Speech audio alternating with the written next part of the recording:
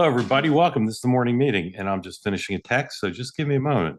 Thank you for joining. John, Dan, and I are going to run through the day. A lot of focus on Ukraine, of course. President Trump decided to pop up on Fox News, talk all about Ukraine. Scott Bessent on Squawk. A lot of the questions there were about Ukraine. Although, if you're interested in the Fed or industrial policy or inflation, I recommend the full Bessent interview to you. And we're not going to show you the rest of it, but it was pretty long and pretty good. Gentlemen, good morning. Sean, bullish or bearish on peace this morning? One word answer. Dan, bullish or bearish? Bullish. Okay. Two events at the White House today. The president signs closed press in the Oval at 1 o'clock, a congressional bill. Either of you know what that is? A bill is a piece of legislation that the House and the Senate have both passed. It goes to the president for his signature. Yeah. I mean, the House hasn't been here for a while, so I'm not sure what that could be. Okay, we'll see. And then at the exact same time, the president will have the TV on while he's signing the bill. Is there a TV in the Oval now? Not in the Oval. Not in the Oval, yeah. So I don't know how he's going to do that exactly, because you won't want to miss Caroline Leavitt's briefing at 1, which will surely focus a great deal on Ukraine. J.D. Vance, not sure what he's doing today. House and Senate. He's in Georgia. No, that's later in the week. That's on Thursday. Oh, I thought that was today. Nope, that's Thursday. California, 12:30 Eastern. Members of the state Senate hold their hearing on the redistricting, and the Assembly holds their hearing at 1:30. They're still trying to fast track this baby for the fall. We'll see if they do it. And Wes Moore at 7 o'clock tonight is speaking on Connecticut Avenue at Politics and Prose bookstore. Gentlemen, jump ball question. In American political history, what's the second most famous location on the same block as Politics and Prose? Oh, it's Cosmo Pizza, right?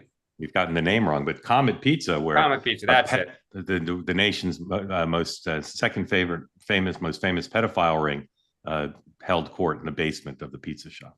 I never liked that place. Really? They got ping pong. Yeah, I know. That makes it. Then you cannot like that. I think I'm not a fan of Politics and Prose, so we can both dislike something on the same block. Then. Okay, kind of amazing. All right. Let's talk about forward-looking, where we think we're headed on Russia. We don't need to review all of yesterday, but here is political analyst Donald Trump on Fox News this morning analyzing Putin and Zelensky. 113, please. What has surprised you the most between Zelensky and Putin in terms of their strength or weakness of their position right now? Well, I think the fact that maybe they're getting along a little bit better than I thought. Otherwise, I wouldn't have set up the 2 meeting. I would have set up the 3, a trilat. But I think they're doing a little bit better. There's been tremendous bad blood. And again, this was all worked out by an administration that didn't have a clue. And if you remember, they said, well, if you made a minor incursion, that would be okay. That was the end. The whole thing when Biden made that statement. But minor incursion, what does that mean? So I think they're doing okay. I wouldn't say they are ever going to be best friends, but they're doing okay. And we're just going to see. So we're setting up a meeting. I sort of set it up with Putin and Zelensky. And, you know, they're the ones that have to call the shots. We're 7,000 miles away, in all fairness. You know, we've spent through the previous administration $350 billion. Europe has spent a lot also, $100 billion, but it should be reversed if we should have been in for anything. But it wouldn't have happened, so that would have been much better because so many people died. This is the biggest bad situation since World War II. There's been nothing even close. So, Mr. President. The New York Times is reporting that when the president spoke to Putin about a possible meeting, not clear if they mean the bilateral or the trilateral or both, Putin suggested Moscow, and Trump shot that down, according to the New York Times. ABC News is reporting, this is 114, I believe, overnight, Russia launches massive strikes, largest attack of the month on Ukraine with drones and missiles. A lot of damage done. I don't believe there were any casualties reported for that. Here is political analyst Scott Bessent on CNBC talking about the 2 meetings. 110, please. Because I want to set the record straight on what went on in Alaska. Alaska was a show of force by President Trump. He invited President Putin to land that the Russians used to own. He displayed a huge amount of military hardware and then did a flyover. It was kind of like inviting your uncontrollable neighbor to your house and showing him your gun case. So then the President Zelensky, we had a very good meeting with him and his team in the Oval for about an hour and a half. And then we met with the European leaders. It was an incredible group to have in the White House, all led by President Trump. And yes, the culmination of that was a call with President Putin. And my strong belief is that there will be a bilateral meeting between President Putin and President Zelensky. And that's the only way to end this conflict, is to get the two sides talking. So he's very bullish on the prospect of a meeting, as is the president and some of the Europeans. But Moscow's public comments, at least, have been more, let's say, vague or indecisive. Lastly, here's Marco Rubio last night on Fox 104. When we have a deal, I'll describe it to you for sure. But look, that's why you got to give these guys space to work. I mean, they have their own constituencies, okay? They have their own considerations, and you don't want to give away one side's leverage in that regard. But let me just say this about it. I think everyone understands that some of the key elements to bringing this about is Ukraine has to feel safe moving forward. In essence, they have to believe that at the end of this war, they are in a position to never get invaded again.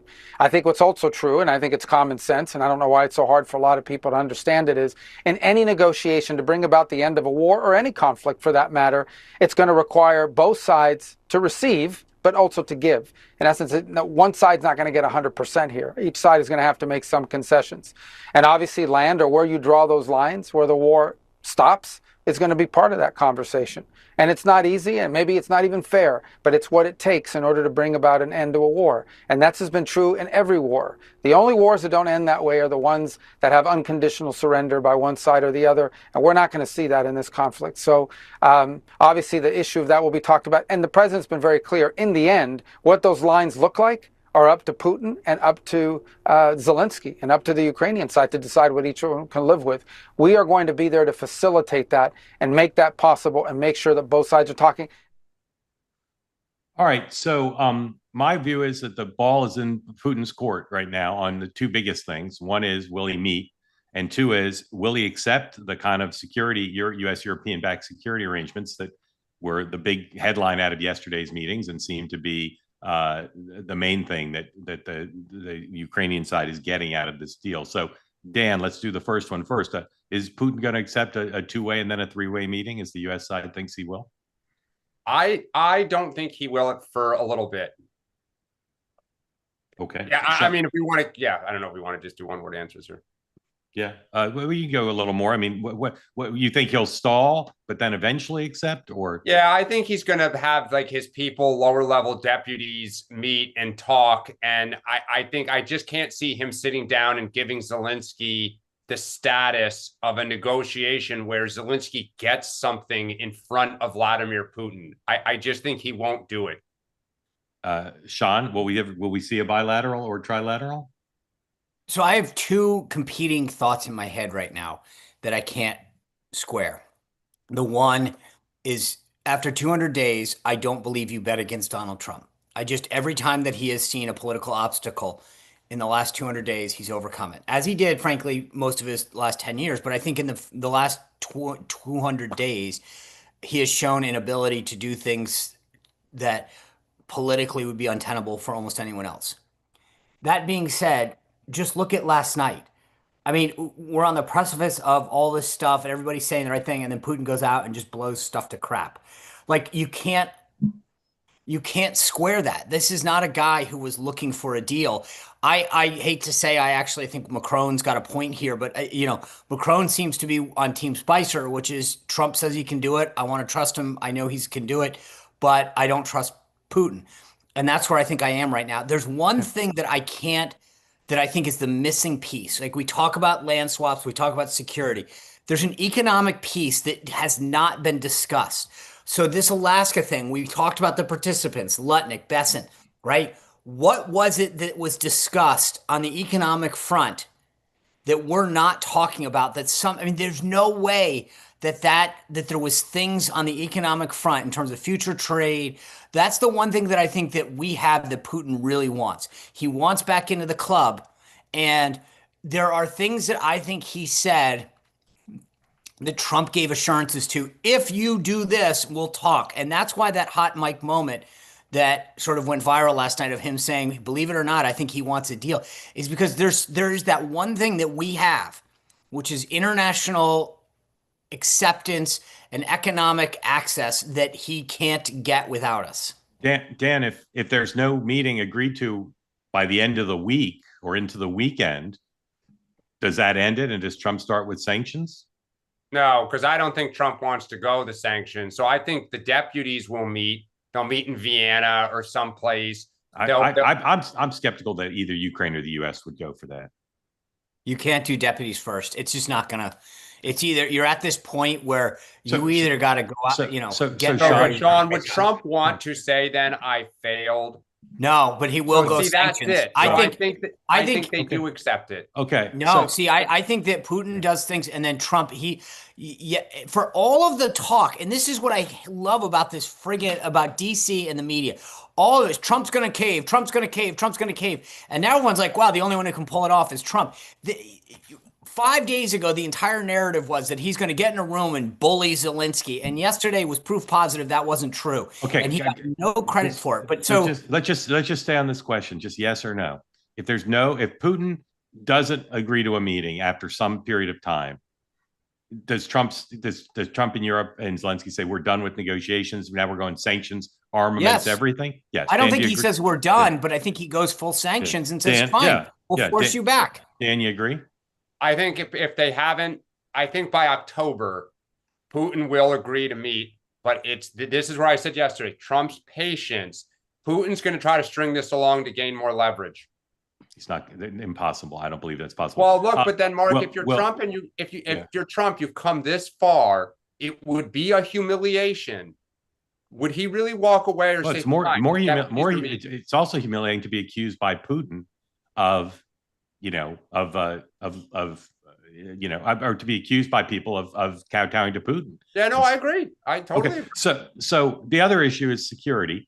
And the president met with Putin and then met with the Europeans and Zelensky and talked about this. It's impossible to me to imagine that Putin hasn't at least implicitly agreed to some level of U.S. European security. Otherwise, Trump would be wasting everybody's time putting this on the table. So I guess yes or no answer for this one. Will Putin, if there is a deal, will it include robust European-led, American-backed security guarantees for Ukraine that Putin will agree to? Sean, yes or no? See, I think the devil is in the details in that, both on our side and on theirs. Like a robust, what that really means, like the DMZ in South Korea? No, absolutely not. But will there be something that look, I think Putin is sort of, I think the idea that he said yes is insane. He said, like, I think we can talk about it, comrade. Like, well, and that's, look, a lot of this is like the tariffs, right? Which is, we don't know any details. Like, it's all kept close to the vest because then you can't win or lose. I think, Mark, to answer your question, it has to. You've said it. Rubio said it last night. There has to be a guarantee for Ukraine that Russia isn't just pausing and 6, 12, 18 months later or 3 years later, they're just going to go swallow the rest of it up. So, yes, there has to be. It's not going to be the Chinese. It's not going to be the Rwandans. It's going to be the Germans, the French, the English, and yes, somewhat the United States, which is amazing that Trump is going there. All right. Let's do some housekeeping things. Then we're going to talk about the president in Europe. Again, if you're here on the two-way platform and you want to be in the conversation about this or some of the other topics we're going to talk about, please raise your hand. If you're watching on X or on YouTube, don't raise your hand, but please don't put smack in the chat. Just as President Trump is showing towards Vladimir Putin, peace, love, and understanding, just as Vladimir Putin is showing towards Zelensky, presumption of grace to all. This program is available as a podcast now. And yesterday we urged you urged you to subscribe on Apple or Spotify, and we mentioned how well we were doing on Apple. Here's where we were. Here's where we were yesterday. I killed the audio there. Vietnam. I had suggested that it was very important to Dan to pass Candace Owens, and very important to Sean to pass Heather Cox Richardson. Well, you all, thanks to you all, fans of the program, we did. And you can see there, where are we there? Number 13? Is that 13? I can't see the number, but I think we're 13. Yep, correct. So now we got a new goal. Dan, very important to Dan to not be behind Ben Shapiro. Imagine how embarrassing that is to Dan when he's hanging out with AOC and his liberal friends to say, well, we're doing okay as a podcast, but we're behind Ben Shapiro. And the humiliation for Sean to be behind the Pod Save America boys. Again, borderline disaster. I want to just beat Kara Swisher. Okay, let's say Swisher. I was going to do Swisher. We'll do Swisher. They're next to each other. So let's get on the doorstep of Charlie Kirk. Okay, everybody, get right now. If you haven't done it, just take a moment, grab your phone or some other device, subscribe to this podcast. If you've already subscribed on YouTube, we're about to reach 100,000 subscribers. Great, but do that too if you haven't. But please, right now, go to your phones or the phones.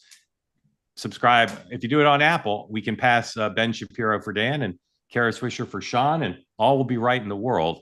And so please do that. Right, Mark, just a tutorial here. If you have an iPhone, because I don't speak Android. There's a little purple icon. It says podcast. You click on that and then just search the morning meeting. Yeah, that's one way to do it. There's multiple ways to do it, but Sean's giving a good tutorial. I'm an old school guy. In any event, if you're a Luddite and you don't know how to do it, ask your grandson or granddaughter. But please, today, subscribe to the podcast. Now, one more piece of housekeeping. You'll be delighted to hear, if you want Two-Way to thrive and the morning meeting to thrive is an ongoing concern, you'll be happy to hear that we have a sponsor this morning. First time they've sponsored this program, although they've sponsored Two-Way tonight, Cozy Earth. New sponsor for the program. Sean and Dan, do you guys wear Cozy Earth material, clothes, sleep on the bedding? I do now. I would.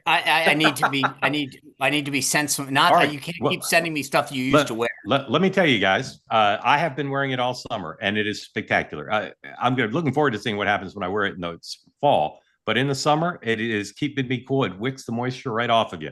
Whether it's the t-shirts or the pants. The pants, if you watch Two-Way tonight, you know this already. I literally wear them every day. And I probably need to get a few more because they're totally comfortable. They're totally cool. And they're viscous from bamboo. And if you buy the sheets, which I've been sleeping on all summer, you won't believe how cool they'll keep you. Even on the hottest nights of the year, you can return them hassle-free if you don't like them. But if you keep them, 10-year warranty on all the bedding products. That gives you a decade of cool, comfortable sleep. Right now, upgrade your summer sleep and all your wardrobe. CozyEarth.com. Guys, use the code Two-Way. Guess what percentage you get off if you use the code Two-Way? What would you guess? I'm going to say 20. 40% off. CozyEarth.com. Use the code Two-Way. 40% off the best-selling sheets, pajamas, and more. Sleep cooler, lounge lighters, stay cozy. And I'm telling you, the pants. I know I like the sheets too. I like the t-shirts I have, but the pants, incredible. Cozy Earth. All right, guys, here we go. Europe. People commented, oh, there's never been a tableau like this before. I am just stunned, and I know some of it's for show because they're trying to make the president not, side with Putin. There's some element to that, but the fact that they all flew to the White House, they all sat there with J.D. Vance, who lectured them, and the president, who they've complained about what a Philistine he is and how he's trying to destroy NATO, etc. And it was like one big happy family.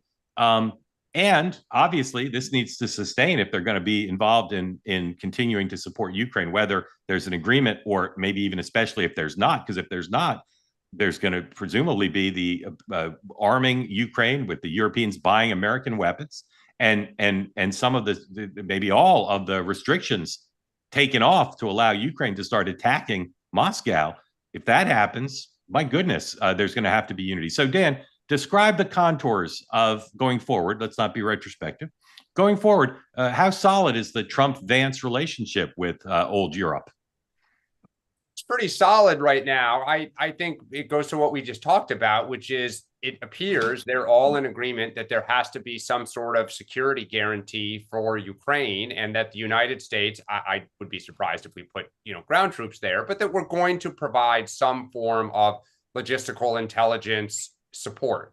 So I think in that regard, it's good. Look, they all got the memo, Zelensky, the European heads, about how Trump likes to do business. And ultimately, they are the beggar. They need us to remain at the table. They need us to remain, neutral / aligned with Europe and Ukraine, but have a relationship with Putin to try to end this.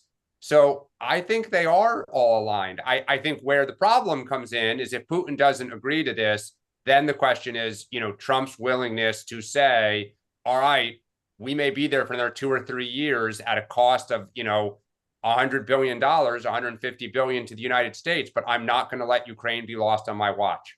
That's the big. Sean, what's your view going forward of how solid this is? I think it depends on which leader. You look at Mark Rutte last night, the comments that he made were unbelievably spectacular. Talking about the fact that nobody but Trump could have done what he did in Europe and NATO. I mean, say what you will, Dan, but the bottom line is, first of all, Rutte is in a special case. He has a pre-existing relationship from his time as prime minister. They have a strong bond. I think in the case of Italy, very strong. I think you look at Macron and Starmer, probably not as strong. So it's a continuum of people who really like him, who get along with him well, and then people who are saying what they have to. I would say Starmer, Macron, probably on that end. Ursula is probably in the middle, and then you start going down the other way of real, friends kind of general support. But I think to Dan's point that he's right. I mean, Europe doesn't, they might have upped in theory, what they want to do for their NATO GDP contribution to national defense, but they're not in a position to take care of themselves. They need us. And that's why they all flew here together. So, by the way, one last point. We've talked about it tangentially in the past as a one-off, but Mark, this from your time covering this. If you think about logistically what the White House has pulled off in the last 7 days, a bilat in Alaska of that level, security, diplomatically, what it takes to happen. Leaving an 8-page fax in the printer. Of just to be clear, of a seating chart. There was more than a seating chart. It was a glorified... The menu, Sean, the menu. Okay, the menu leaked, Sean. It's a disaster. Yeah, the Clintons left their Iowa game plan. Your general point is the same. But to coordinate what happened yesterday, I think that it doesn't get enough recognition. That team, the White House advance team, the logistics, phenomenal. The logistics, phenomenal. But again, this is a president who, at the beginning of his term, you would have said he's on a collision course with Europe. And then J.D. Vance goes to Europe and gives one of the most seminal speeches a vice president has given in the modern era, and basically says to Europe, you guys need to grow up. You need to grow up on your economies, your culture, your military. And I was in Europe around that time, and I heard from lots of Europeans, oh my goodness, this is worse than Trump 1.1. Vance is worse than Trump. Disaster. What's happened since then? EU deal on tariffs. And yesterday. And I mean, with Dan, there's a deal. They haven't worked it out finally yet. But Bessent this morning on Squawk was very bullish on where they stand with trade in Europe. Well, regardless of whether the ink is dry, the bottom line is these guys are not in a position of strength. This is an extraordinary thing what's happened. And it is for now. Now there's no deal on trade. There's no deal with Putin. But as a snapshot of where we are at this moment and going forward, at least in the short term, this is an extraordinary turn of events for a guy who was seen and characterized by the New York Times and Le Monde as a disaster for Europe, as an enemy of Europe, as a person who wanted to destroy relations between the United States and Europe. And to the extent there might be a deal, to the extent that Putin might give in and do what they're trying to get done as a shared project, it is largely because Donald Trump and J.D. Vance and Witkoff and Rubio and Bessent have figured out how to have a strong, positive coalition with Europe on America's terms. Kind of incredible. By the way, you fair on the European criticism, but the domestic criticism from all of the armchair quarterbacks at the, that are part of the Council of Foreign Relations, et cetera, who said that this was going to be a disaster, that he couldn't get anything done, that his style was whatever. I don't think it's just Europe. I think here in America, we have a lot of people who are eating crow. That's why I said the New York Times. But Sean, they're not eating crow. You watch the coverage now. Literally, we could flip over to cable now. Even now, I'm not saying we should be giving him the Nobel Peace Prize and saying the deal's done. But even now, They're doing is emphasizing the divisions. All they're doing is saying, well, they're just there to suck up because they're afraid if they didn't go, they would wrestle Zelensky to the ground in the Oval again. But It's also, kind of I mean, incredible. yesterday they started the whole day. I mean, not just the day. On Sunday, Margaret Brennan was saying they're only coming because they're Right. trying to Yes, that's prevent what I'm saying. Zelensky That's what from I'm being saying. voted. But they're I even think saying it so. after He was so yesterday. epically Yeah. wrong once Yes. again. Yes. Well, hold on. Dan. I think, Sean, to use one of your favorite phrases, both things can be true at the same time, which is they do get Trump. They did fear that coming out of Friday, where Trump had a very different tune suddenly about how he was, what his goals were. And given that Trump, we all talk about it, changes his mind sometimes multiple times in a day, that they all felt we had to drop everything and rush here for the good of our neighbor. But what Mark is saying is also true, which is, and I will be the first to admit it, I am impressed that Trump is leaning this hard into it and has had success to the point where he's gotten the ball to where it is today, which is there is some optimism that this may be brought to an end. And he didn't cave to Putin or roll over, as I think I and other people feared he might. But it's also true that everyone is playing the performative part and they get him. Like the fact that everyone says a flyover was a shot of the bow to Putin is the dumbest thing I've ever heard, that a KGB officer, who by all accounts is maybe the most sophisticated long game player ever, said a B-2 bomber, oh, they have one of those. It flew over my head. It's loud. I guess I better. Okay, but Dan, the opposite's true too. Do you think Putin really thinks, oh, they flew a plane over, they love me, they're saluting me? I mean, no, but I do think he believes that when he says stuff like, oh, you really won in 2020, and Trump goes out and for 2 days talks about it, and then goes out and introduces, I'm going to end mail-in ballot. That I agree with. That stuff is it crap, goes right. I think Putin says, I still got it. But Putin is not honored by a red carpet. He doesn't care. I agree. That's why I say when the White House talks it up as this like big show of flex. Well, but what I'm saying is neither is true. I agree with you. All right. Okay. All right. Again, we'll take your questions on this topic. I see lots of hands up. I'm sure lots of you want to talk about this. We'll cover just a couple more things and then we'll get to your questions. All right. Yesterday, it was announced by Mr. Comer that starting on Friday, the House Oversight Committee is going to start getting some of the Maxwell Epstein documents. Not clear which ones, and he made it clear this is going to take a while. There's a New York Times story that says the story's not very well reported, I have to say, but the essence of the story is true, which is members are hearing about it as they're home over the recess about from some constituents that they want a resolution to this Epstein thing. There's all sorts of weird things going on down at the prison with Maxwell, and I continue to say like something's going to give on that pretty soon. And we still are expecting two things to happen right after Congress returns. One is Ro Khanna and Mr. Massey are having a press conference with some of the alleged victims, some of whom apparently have never spoken publicly before.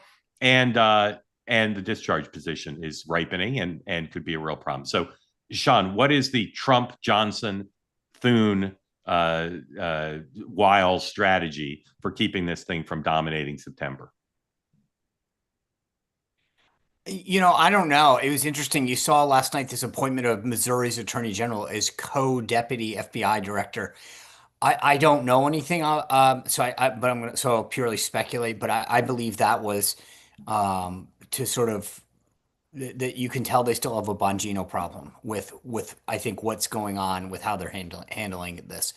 I don't know that they've fixed it. To be honest with you, I think they have a bandwidth issue, and they've sort of been hoping that these other issues allow the story to be overcome by events. So I don't get the sense that there is one as much as just hoping it goes away. Dan, I thought there'd be more investigative work, but maybe all the reporters are in the Hamptons, so they're not writing stories. But besides the events I mentioned, what happens to Maxwell, discharge position, that press conference, and the document delivery, those are four things we know are happening. And there's still one of the three federal judges has to rule on whether to unseal the grand jury testimony. Do you see other things occurring in the fall that could keep this alive and make it challenging for the president? No, I think the hope is they slow walk the release of these documents in conjunction with the judge not unsealing stuff, right? You can see where they could say, hey, look, we're trying our best, right? This takes time, give it time, like tomorrow. and you hope that you can walk it into the ground. I just think that match was lit years ago, and you can't just put it out like this. I think it's his own base that's going to keep demanding this. They're going to have to give. And that's where I think, Mark, your thing about the pardon. Well, there's a little bit of an issue here where I think they're trying to solve two separate problems. Or one, and then not fully maybe solving the other one. And the one that they're solving is, was Donald Trump sort of implicated or mentioned at all in these files, which Bill Barr addressed yesterday in his testimony to Comer's committee. And I think that's also what's leading them to really talk to Maxwell. The problem is that I don't know that that's been I think they think, or he thinks that that's the problem maybe, but I don't think that that's where the base thinks the problem is. And so they might solve one problem, but expose another, which is there's still this greater desire for greater transparency and understanding of what's in the files. Yeah. I never read the chat. Perhaps some of you people, you don't know that. I don't read it, but I do glance at it. And I'm telling you, you people who think this is not a story, it shouldn't be a story, you might be right, it shouldn't be a story. But I'm telling you, do a little reporting yourself. You'll find this is going to be an issue in September, and it's not an issue they have an answer for yet. All right. Lastly, the president's poll standing. There's a Reuters poll out that has the president still at 40% approval rating, higher disapproval, what the pros call underwater. So we pulled the Real Clear Politics trend line. Here you go. This is a trend over what period of time is that, Paul? Where does that start? Where does that start on the where he's not up underwater? Can you put that back up? Starts in February. February of this year? Mm-hmm. Okay, so put it back up, please. So you see the approval or disapproval up. It's jagged around a little bit. It's not horrible. Disapproval is not horrible. But and I don't think it's 40%. So that's my question. Dan, what do you think his approval rating is now? Do you think it's 40, 38, 45? What do you think it is? 43, 44. Oh, come on. No, I think his approval, I think, is around 43, 44. I think his disapproval is probably around 48 to 50. It's the same band he's traded in for almost 10 years. Yeah. All right. So like, look, let's just, so that Reuters poll, so just to put this in context for folks listening, that has him at 40-54, underwater by 14 points. Okay. You go back and look at the four immediate polls before that, up 54-44, down 47-51, down 47-51, down 47-51. So if you want to know where I think he is, I think he's probably at 50-50. If you actually you think his approval rating is 50? Yes. I'm not talking about in Lubbock, Texas. I'm talking about I think in Lubbock, Texas, it's probably like 67, 80. You think but there's no poll that shows his national approval. I just told you, Insider Advantage has him at 54-44, Morning Consult 47-51, Rasmussen 47-51. Okay, but 47-51. Only one of those had him at 50, Sean. Right, so take that, average it out, which is what that. Well, you don't get him to 50 if you average them out. Well, I do. The Real Clear is an average. Let's be clear. That is what that is. No. Yeah, but you can't tell me that if you look at just what I said, and you can keep going back, you have one that has 40. Everyone else has 47 is the low. But Sean, it still doesn't average 50.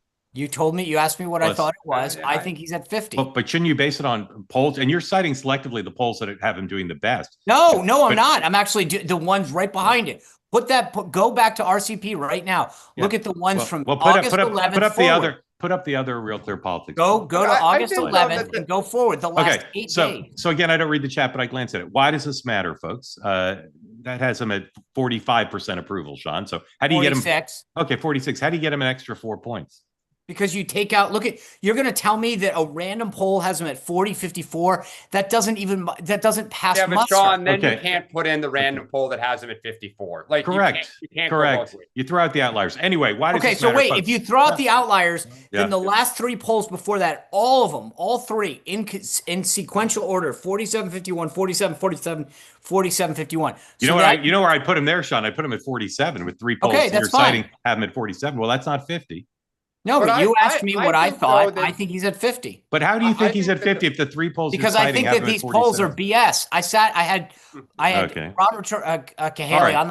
show right. the other day, and I walked through them all. All So right, I all don't. right. I think this is BS. So why does it matter? Number one, it matters because his approval rating, which we're more than a year away from the midterms, but his approval rating will be as big a factor as anything in determining how his party does in the midterms. Number two, he cares a lot about it.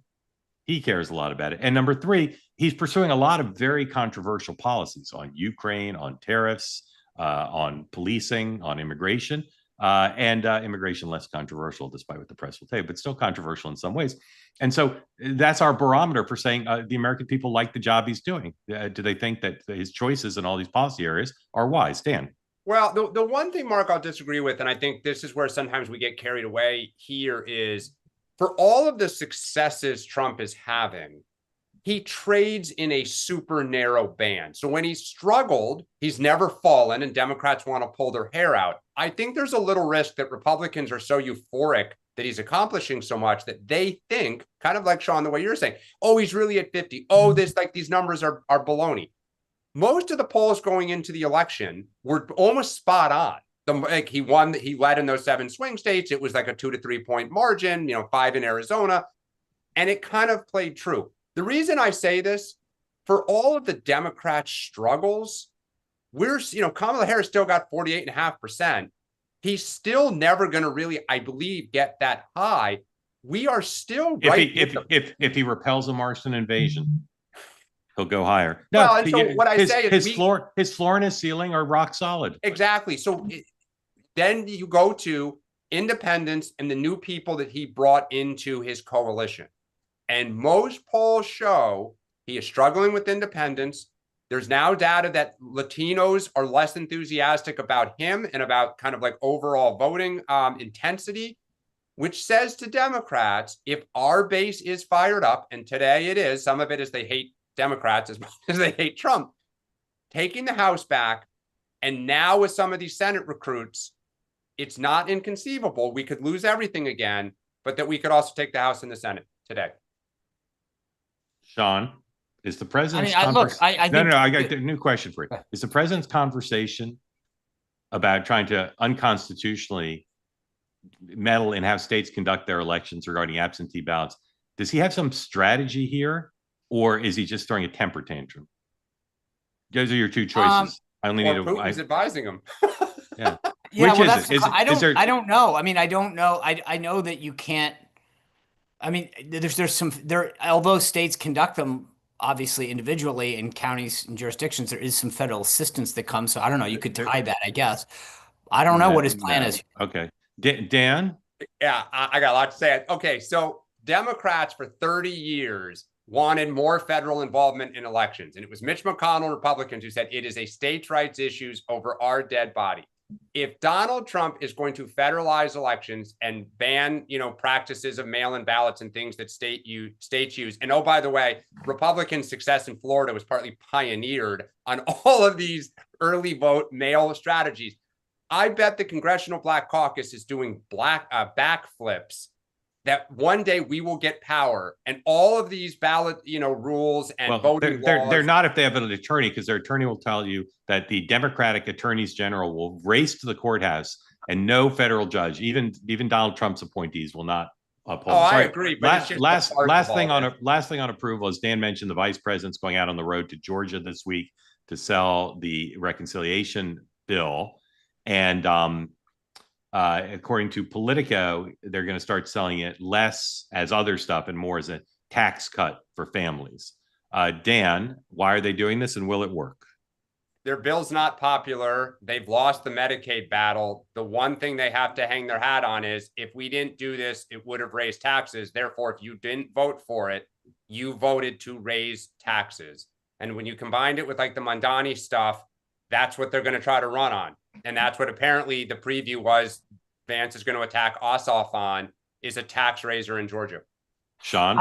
So the thing that was intriguing about this is I thought the Politico story, I don't think it made sense to me, which was the NRCC put a memo out at the beginning of August saying, hey, members, when you go back, here are the things that you should sell on the bill. Here's what makes sense. All that's saying is that they're going and actually doing it. They're talking about the popularity of the tax cuts, how it impacts people's lives, which is exactly what they were told to do when it passes, what you would do after any bill passes.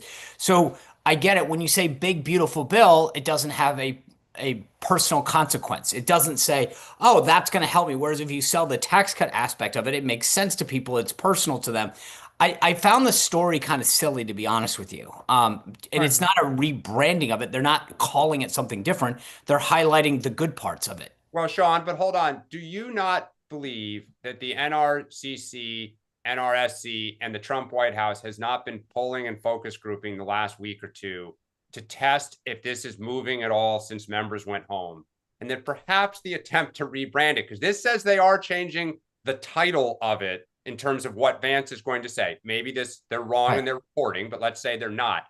Do you not think that perhaps data is coming back that says we need to shift for post-Labor Day?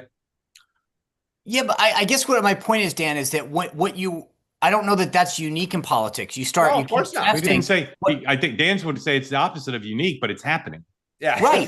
But I don't find popular. that, but I don't, that's why I'm saying, like, all you do is as things evolve, you're testing what works and what's not. Yes, And you're conceding if this change does occur, you agree with me and Dan that this suggests that their focus groups and their polls. Our messaging is working, yours is not. Yeah, right. I mean, that's the clear. yeah, I mean, First time I've said that.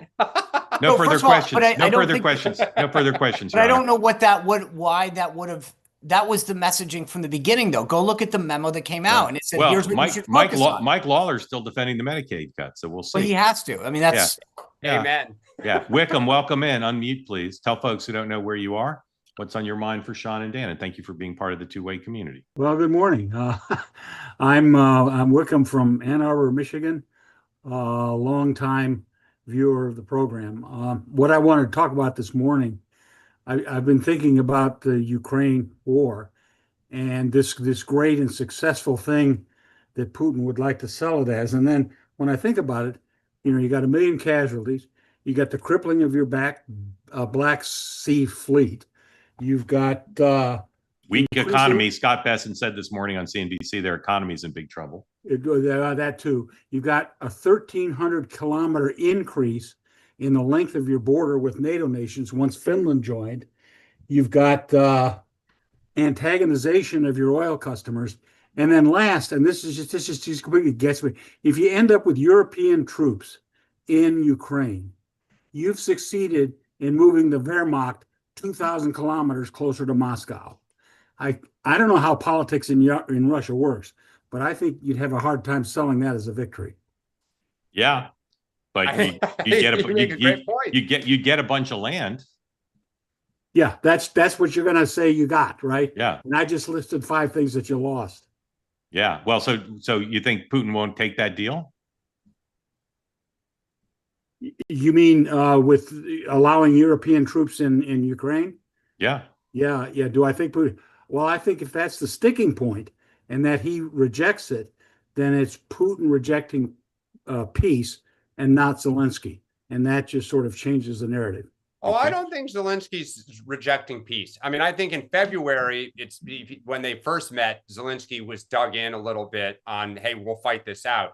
I think Zelensky now recognizes we're going to give up the land that we've lost. He doesn't want to give up the land that they've not lost, that last 20% of that region that Russia seems to really want. Yeah, sure.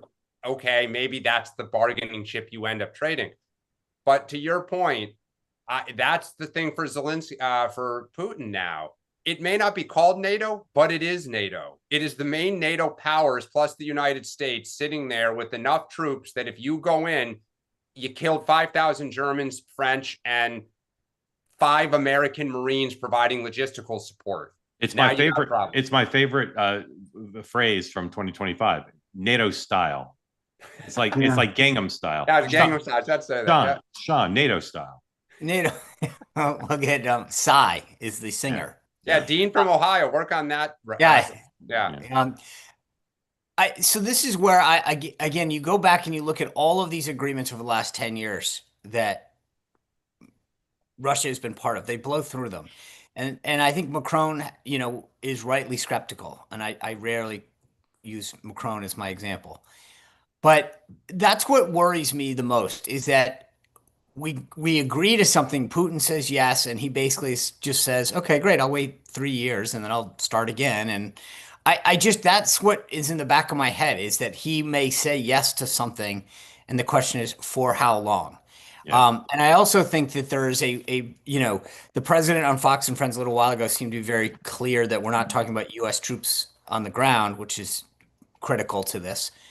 But I also think that the American people, especially the MAGA movement, have grown tired of support for Ukraine, financially and otherwise. And so I kind of, it's sort of like that's why I was saying at the beginning, part of me is having a hard time putting all these pieces together, because I think there's an exhaustion among taxpayers and among American voters writ large on what we're doing in Ukraine. I don't think Europe actually has the staying power, and that's why I think Putin, if he agrees to something, I'll be more skeptical of something that he agrees to than the fact that he actually doesn't buy in. Yeah. Because Here's he says, here's what's opaque. We don't know why Putin's even doing this, right? Why doesn't Putin just say, I'm busy and continue the war and try to take Kyiv, right? Because we don't know. Is it the economy? Is it the fear of what Donald Trump and the Senate have threatened? Is it public opinion at home? You can't read a single thing that will tell you why he's doing it. And because we don't know why he's even considering it, or at least pretending to consider it, we don't know what he'd actually agree to. But he's obviously interested in creating the impression. Right. And according to President Trump, it's because he loves President Trump. But for whatever reason, he's at least going through the motions of pretending, rather than just saying we're not interested in talking. Well, if I could just say one more thing. Yes, sir. Looking at the 5 things that I laid out, I have thought for some time that if Putin tried to conclude a peace with roughly what's on the ground right now, he would have a hard time staying in power and maybe even living out the rest of his natural life. Yeah, that could be it. At some point, Putin will be afraid of being dead. Yep. He doesn't seem to have motivated him much to date. Aaron, welcome, and thank you, Wickham. Aaron, welcome, and tell folks who don't know where you are what's on your mind for Sean and Dan. Houston, Texas. I'm in Houston, Texas.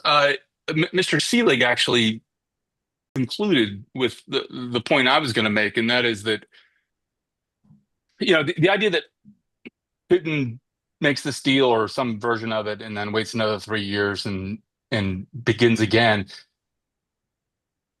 I don't know that would be the worst outcome. I mean, Putin is a man in his 70s. Russian men rarely make it to their 70s. And this is kind of a temporary problem.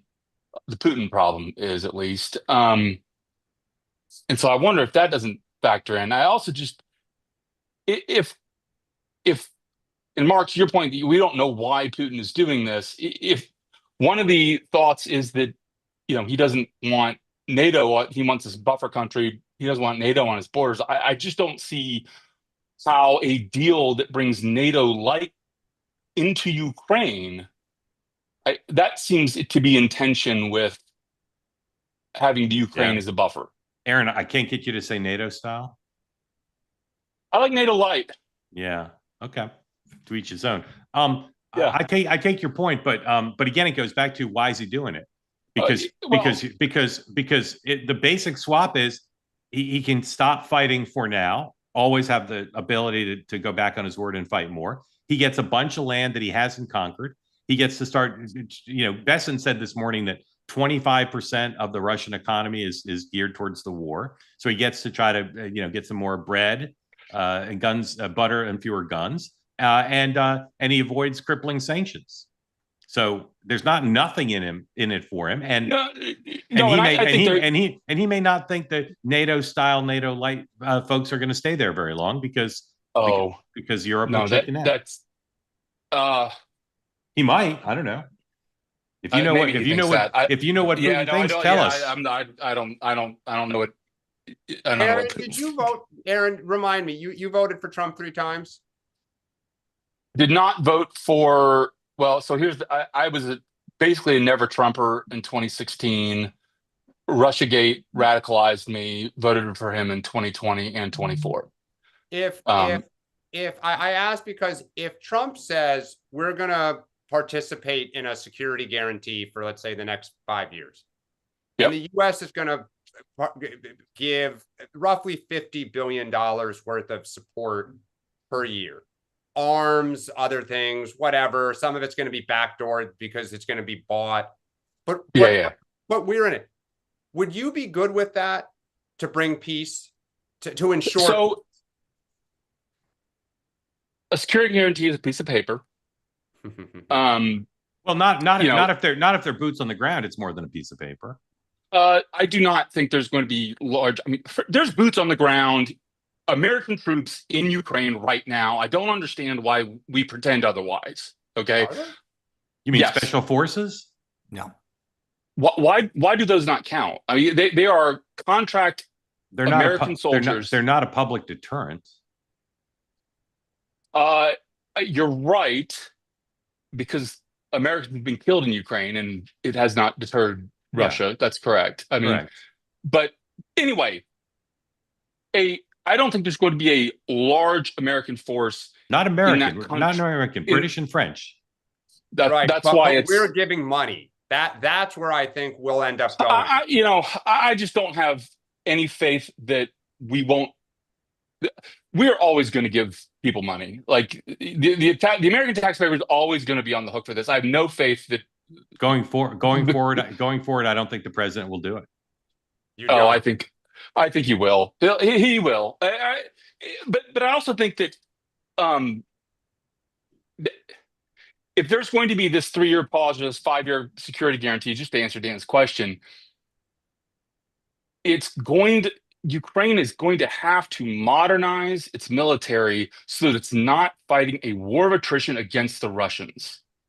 This is the dumbest kind of war to be fighting, this degraded style, and they're going to have to you modernize. They're going to have to fight like NATO does, and not like the Russians. If they're going to. Well, I don't think it's that they don't want to. They just can't afford it. They don't have the capabilities, and their country is under attack. You do what you have to do. Yeah. I hear you. I think they are culturally Russian, and this is how they know how to fight a war. I think that's their military leadership is culturally. Okay. Aaron, hold on. Let's get Sean in. Sean. There's something that is so ironic and rich about what's happening right now. Russia is selling China oil. We are financing our debt to China to give Ukraine arms to fight Russia, who then uses that. I mean, like, this is such a, like, the circle is so unbelievably rich right now about what we are doing, who we are financing. Like, we are literally in debt, $37 trillion. We're taking out more money to buy weapons to support Ukraine, who is fighting Russia, who is selling China the oil. Can I just say one thing about that? Bessent this morning on Squawk, and again, I recommend the whole thing to you. He was asked, why are we punishing India for buying Russian oil, but not China? And with all due respect to the brilliant Treasury Secretary, I didn't understand his answer at all. There isn't. Because he said, here's what he said. He said, before the war started, India was buying a very low percentage from China. And China was buying a lot. And China hasn't really changed much. India is buying it and reselling it. And a bunch of Indian families are getting rich off this. So we find it morally repulsive. But my view is money is money. Rich. money is money. And China buying it's helping Russia just as much as India is buying it.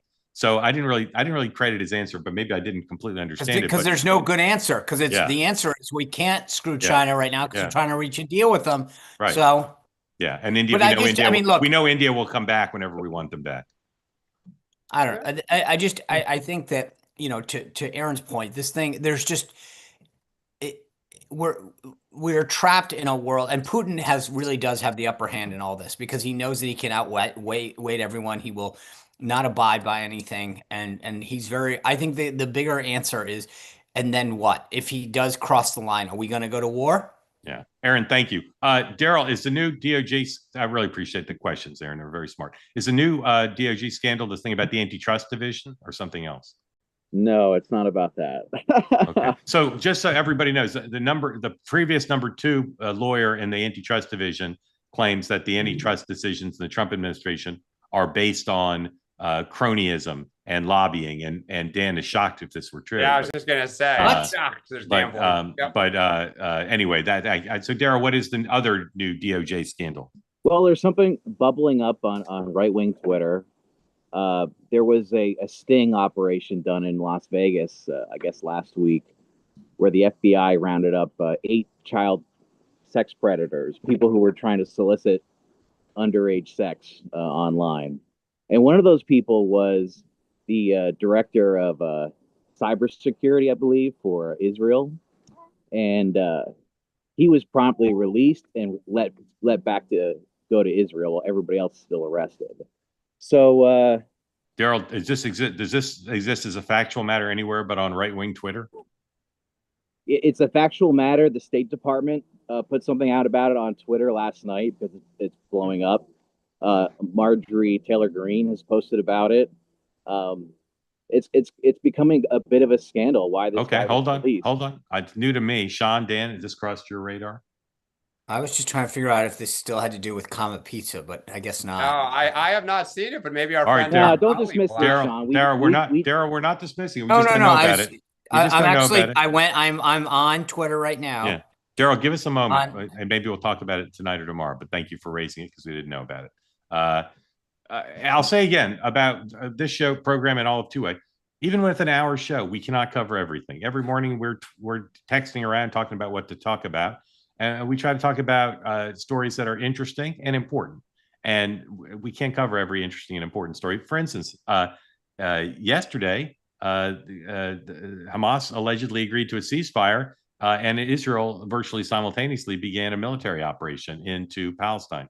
Hey, by the way, Gaza rather. So I mean, we can't cover everything. Yes, sir. It's so the State Department did retweet. It says the Department of State is aware that Tom Artyom Alexandrov, an Israeli citizen, was arrested in Las Vegas and given a court date for charges related to soliciting sex electronically from a minor. He did not claim diplomatic immunity and was released by a state judge pending any court date. Any claims the U.S. government intervened are false. Well, it's got 5.4 million views. So what would the scandal be? That he was released? Well, the gentleman said he's left the country now. Yeah. Well, people with diplomatic immunity get away with. Oh, I get it. So he's saying. So the answer is a state judge released him, and apparently the allegation was that the State Department or somebody had intervened on his behalf. I guess what the claim is that the federal government, had nothing to do with this. Right. All right. We'll pursue it. That's an interesting question, and it could be either way. It could be a state court did it. But thank you for raising it, Daryl, and putting it on our radar. And what I always say when people complain, well, why didn't you cover X? What I say is, come on the program and raise your hand and raise it, as Daryl did. So thank you for doing that, Daryl. Made it on the show, otherwise wouldn't. So please, if you've got some stories you want to talk about, but make sure they're, as Daryl has done, substantive, serious stories, not things that emanate from your cat's brain. Sean, what do you have on your program tonight? Well, obviously, break all this down. KT McFarland, former Deputy National Security Advisor to President Trump, will join us. And I may cover the Rhode Island Assistant Attorney General, who had a bit of a interesting night in Newport. That is out on my Twitter, and you can take a look. I wonder if she still has a job, but it was pretty epic. Sean treats Rhode Island like the media treats New York City. If it happens in anywhere in the Providence Metroplex, it's front page. Oh, no, this is Newport, downtown Newport. That's the Providence Metroplex. The state is so small, Sean. The entire state is the Providence. It's the biggest little state. It's the Rhode Island Hamptons, just like Page 6 loves a good scandal. Yeah. Dan, you got anything going on we should know about? I'll be on with Mr. Hannity tonight, barring subject to change with the world. Hannity. 2 programs for me coming up here on the Two-Way platform at 6 o'clock tonight. Two-Way tonight. My guest making, I believe, his Two-Way tonight debut, Gabe Kaminsky of the Free Press, who is an investigative reporter who is dropping a story, may have already dropped, but he's got a story about Dan's favorite, Laura Loomer. So we'll talk about his exclusive reporting on Laura Loomer, but also news of the day, including a John Madden-style chalk talk telestrator breakdown of Caroline Levitt's press briefing today at 1 o'clock Eastern time. As Dan would tell you, you don't want to miss it. And then a new episode of Next Up drops later today. My reported monologue is on Trump, Ukraine, and Russia. And my guests include Patty Solis Doyle, who is one of the smartest operatives in the history of the Democratic Party. I say that because everyone I've told Patty's coming on the show, they say, "Oh gosh, Patty's so smart. She's so good. She's very good." And we're going to break down what the Democratic Party is doing now, what kind of presidential prospects they have in 2028. So that'll drop later today as a podcast and on YouTube. And then 7 o'clock tonight, our colleague at Two Way, the great Michael Moynihan on the Moynihan Report, has as his guest the author, Peter Moskos. Peter Moskos, back from the brink inside the NYPD and New York's extraordinary 1990s crime drop. Nothing could be more relevant than that. And the three of us will see you tomorrow, right here, 9 a.m. Eastern time. Because, Dan, if it's 9 a.m. Eastern time, it is the morning meeting. Good job. Thank you all. We'll see you tomorrow. See you.